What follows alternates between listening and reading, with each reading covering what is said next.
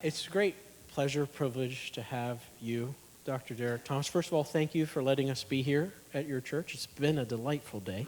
You're very welcome. It's wonderful to see all of these wonderful people here today.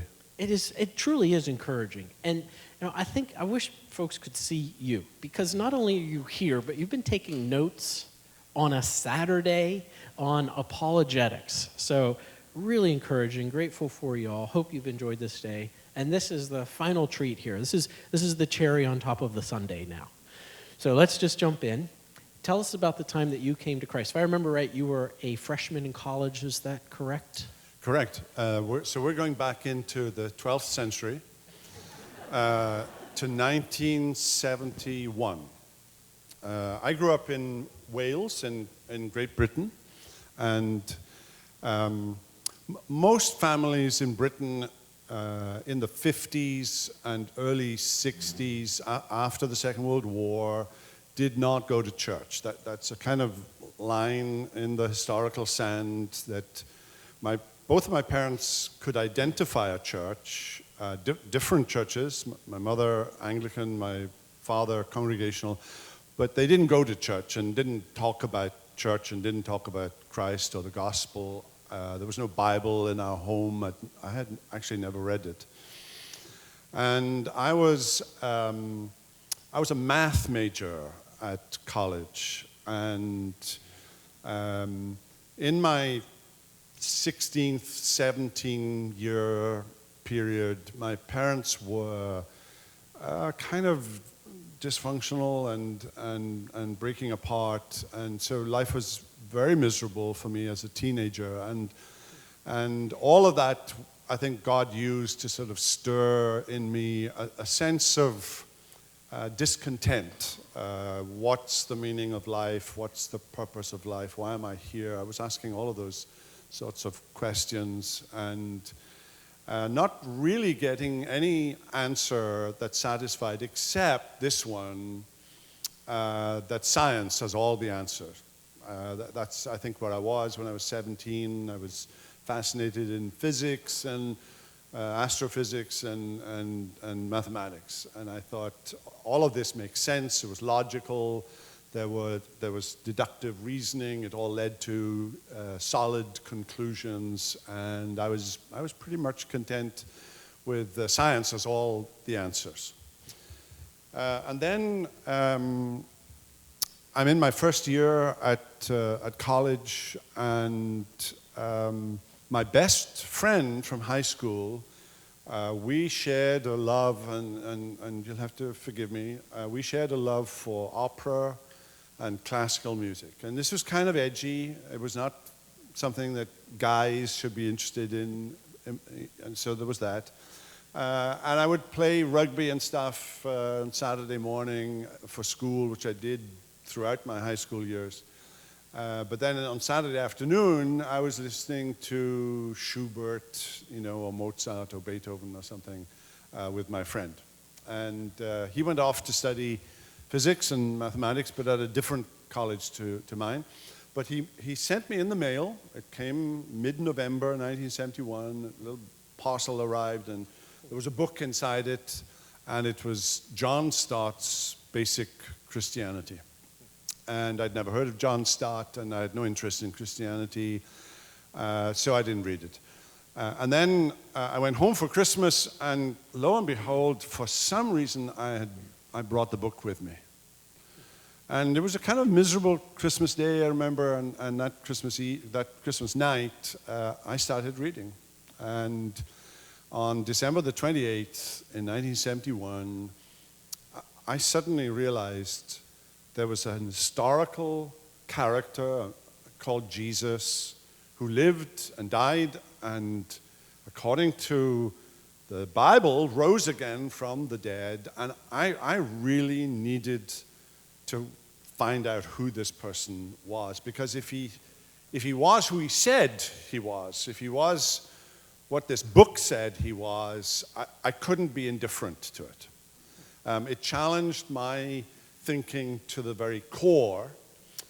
And I remember getting on my knees about 11:30 at night, and I prayed a prayer which was probably completely incoherent And it went, probably something like, God, if you exist, and I'm not sure that you do, I need answers, and I need you to save me, or something like that. And it was probably as incoherent as that. But when I got up from my knees, I had this overwhelming assurance that something had happened. I couldn't put it into words. I had no theology to describe what it was that had happened. This is a long story. Do you want me to make it brief? You may keep going. So I told my mom the next morning. I began to witness to her, and I kept going for 12 hours. And by the evening, she calls the doctor. This was a time when the medical doctor actually made house calls, and we sort of knew him personally. He was a friend of the family, and he came with his little bag, and I started to witness to him and said, you need Jesus, and he prescribed tranquilizers, told my mother he thought I was having some kind of mental breakdown, nervous breakdown or something. I didn't take these things, but I went to church on Sunday. This was my home church in the village that I grew up in, and I don't remember anything about the sermon, but I remember saying to the vicar, it was an Anglican church, at the door, I said to him, I've been saved. And he said, no, you haven't. He said, come and see me tomorrow. So I went to see him, had tea and cookies and cake, and we talked about football, this is soccer, and we talked about rugby, and we talked about politics, and we talked about his new car that he had bought, and lots of stuff, but we did not talk about religion, which I thought was really weird. And as I'm leaving, he put his hand on my shoulder, and he said, Derek, too much religion is a bad thing. And that was his advice. And I thought, okay, that's weird. So then I go back to college, and I remember, now what you have to remember about a British university is that you can drink when you're 18 in Britain, so the center of a British university is the bar. And I was very familiar with the bar in my first semester, but I remember at the Students' Union building where the bar was, there was a sign that said, Christian Union meets upstairs on Saturday evening. These were the God Squad is what we called them. So on that first Saturday that I went back, I went upstairs and I found my family. I found my brothers and sisters, and I actually found my wife. I didn't know it then, but in that room on that first visit was a fellow math classmate of mine, Rosemary, whom later I would marry. In my very first math class, and this is a secular university, 2 of my professors were Christians. And of the 8 math professors, 2 of them were Christians. And one of them said at the very beginning, and I went to a university where professors all wore academic robes and so on, so they came in like Batman, with their gowns, robes sort of flowing. And he went sort of swooshing by like Batman, and he turns around, and he always referred to people by their surname. Thomas, he said, you've got something to tell the class, come up here and tell them. And I thought, no, I haven't got anything to tell this class. But I find myself on my feet telling them my story that I've been saved. And I found Jesus, and I had an assurance that if I died, I was going to go to heaven. And he thanked me, and then started, lecturing on Laplace transformations or something. And then at the end of the class, he said to me, I always believe in nailing your colors to the mast. So identifying yourself from the very get-go as a Christian, and I've always been grateful to him for that. There's a whole lot more. We'll try to get into it. Over the years, you've been a pastor in various churches. You were in Belfast, you were in Jackson, and you've been here. I'm sure you've heard many, we've been talking about apologetics, I'm sure you've heard many objections to the Christian faith what are some of the objections you've heard? How have you responded to some of them or counseled people as you've engaged them? Well, the most predominant objection is the objection that I was dealing with as a young 18-year-old. Is there something that's true and objectively true? This had been tossed about in universities for decades, but it really only hit the ground in the late 50s and especially in the 60s, that there was no true truth, what Francis Schaeffer called true truth. There was no objective truth. There was just my understanding and there was your understanding. And most of my peers approached religion that way, and I had no objection to anybody who believed whatever they believed so long as it didn't interfere with me.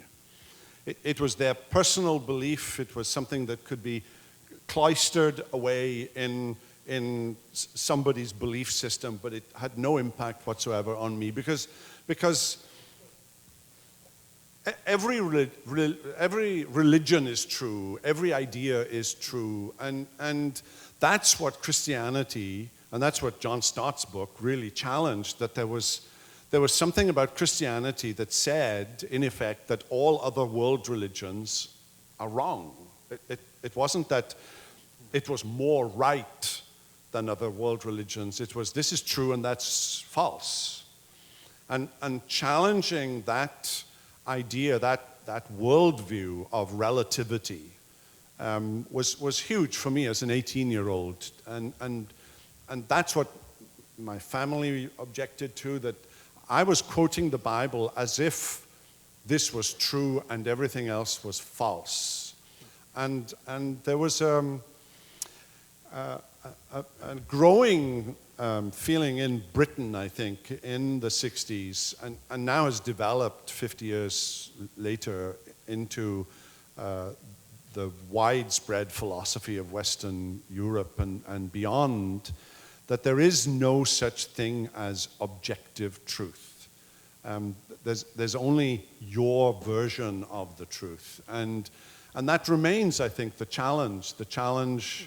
It's the challenge, I think you were talking about pluralism a little while ago. Why is Christianity true and all other world religions false? And that comes across to our society as terribly, terribly arrogant. And 50 years later, it's more than just arrogance, it's hate speech. So that's the problem, that's the dilemma, I think, that we're facing all the time. You know, and hearing you talk, I'm thinking two things. One is, it's as you just say, it's going to likely get more challenging as we move forward. But the other piece to this, and we haven't talked about this today, when we're talking about those outside of the church or outside of Christianity, we're talking about pluralism. There's another side to this within Christianity. We call this inclusivism. So if pluralism, to simplify this, if pluralism is many gods, many ways, inclusivism says, well, there's one God, it's the Christian God, but there are many ways to get to that Christian God. So God can honor non-Christian religions, God can honor the faith, as long as someone was sincere in their faith, God would honor that even if the content of their faith. So if you're all following me, this is what we call inclusivism. And the other side of this is what we call exclusivism. So pluralism, many gods, many ways. Inclusivism, one God, many ways. Exclusivism, one God, one way. The question now is this. You've been in the church and in church work, did you say since the 12th century?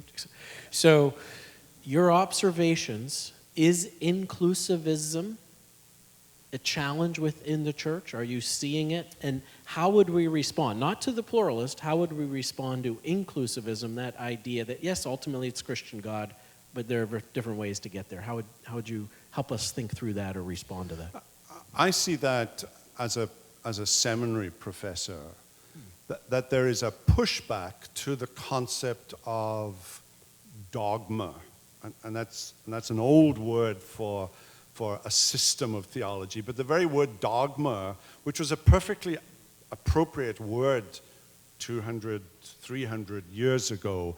But the word dogma now has that connotation of something that's harsh, something that's intolerant, something that's forced down your throat. But I find pushback on the notion that there is a body of truth that can be systematized, doctrinal statements that declare what is true from what is false. And I think that inclusivism among today's Christian society, and let's use the word Christian in the broadest context, but even in Christian society that says, on the one hand, that they adhere to the authority of Scripture, there's still a reluctance to say this is true and that's false, and that teaching and preaching something that's false is seen as intolerant and negative and just not nice. I mean, hateful in some ways. And that's the problem that this worldview has, I think, impacted the church with. Let's switch gears for a little bit. Let's go back to your college years, just to get, you said there's more to the story, so let's try to just get to know you a little better. Were you ever involved in any stunts in your college years, Dr. Thomas? Not willingly. In my final year, I was the president of the Christian Union, but I was also the warden, kind of the all-male dorm in which I lived. And because I was the warden, I had the fanciest room in the dorm with a sea view and a large room. And one evening, I need to explain that in British universities in springtime, there's something called Rag Week, where students just go completely crazy. The point of it is to raise money for good causes, but the manner in which that money is raised can sometimes veer into stuff that is unethical. But I was kidnapped, basically. I was in bed. It was probably 2 a.m. All I remember was a sack over my head, and I was dumped in the back of a car and tied up. And I was taken to the agricultural college and placed in a pen with some sheep. And there were pigs in the pen next to mine. And I was there basically for 48 hours. They demanded a ransom, first of all and I forget the numbers, but for $500, pounds, £100 for £5 for £1, and nobody would pay it. And so after 48 hours, I was summarily untied and told I could go, and I didn't have a car, so I had to walk several miles, and was kind of disappointed that not one person would pay £1 for a good cause to let me out. And I've suffered mentally ever since, I think. I am truly sorry for resurrecting that traumatic college memory. As we're nearing a close here, you mentioned coming to Christ as an 18-year-old. This room is full of 12 to 18-year-olds. So in some ways, they've got a little bit of a jump here. And as you have an opportunity here, some of them are from your church, but many are from other churches and even other states. What advice would you give to them as young Christians and as being setting patterns and habits for them to be established in the faith?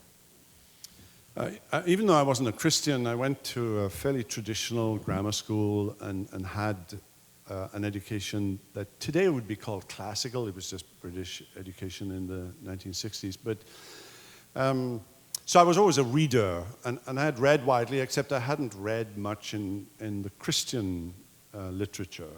But when I got saved and at college, I read voraciously, and you can read widely or you can read narrowly and really get to know those books.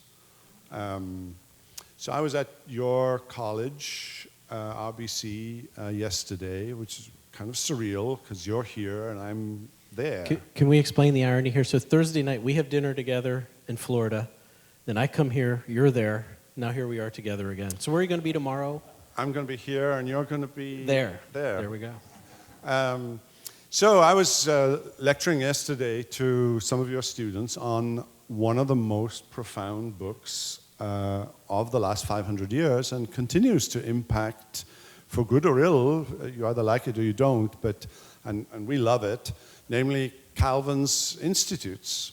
Actually, we were just looking at a very small section on the nature of the Christian life, which is taken out of the Institutes, and it's had a kind of life of its own as a book, and Ligonier Ministries, Reformation Trust, have published a wonderful little booklet with a new translation by Dellinger and Parsons. And it's really at the level, maybe not a 12-year-old, but certainly at the level of a 17, 18-year-old. I would absolutely, totally recommend that you read this. As to what the Christian life should look like, and it involves self-denial and cross-bearing and meditating on the future life. And actually, Calvin isn't saying anything that's typically new to the Reformation. Those were aspects of medieval theology, let alone Reformation theology. But it did, for me, as a college student, when I read that, it structured for me how I understand the Christian life. Reading is absolutely vital. And for me, it's not e-books and Kindle. I do use them when I travel because I don't have to carry 20 books with me. But I love books, and I have a relationship with books, and I like to write in books and put little notes in the back, and I go back and reread them. And when you've read it once and you've made some underlinings, the second read is a whole lot quicker, and then you interact with yourself and this book. And so I've been reading some of these books for the last 40 plus years, and my advice to you is get to read and read well, and read, try to be always reading one book. So somebody says to you, what are you reading at the minute? And you're not sort of embarrassed because you really don't want to tell people that actually I'm not reading anything at the minute. You have highly educated minds. You are probably the cream of the crop because you're here. And the fact that you come to a conference like this that isn't all that high-tech, and you're taking notes and so on, tells me that you are learners, and get to know some books, some really good books, and ask for advice from others as to what are some of the best books to read. That's great. You want to end with a lightning round? Ready? Favorite reformer? Calvin. Second favorite reformer? Luther.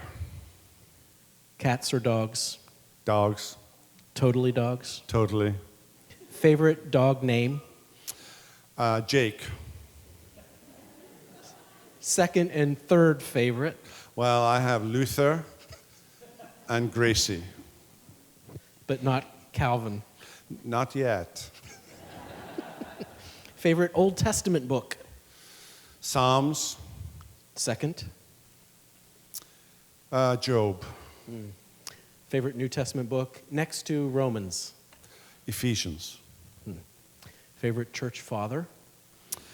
Cyprian or Augustine. Favorite opera? Wagner's Ring. 16 hours of it. 4 operas. 4 nights. It's a whole week. You know, Dark.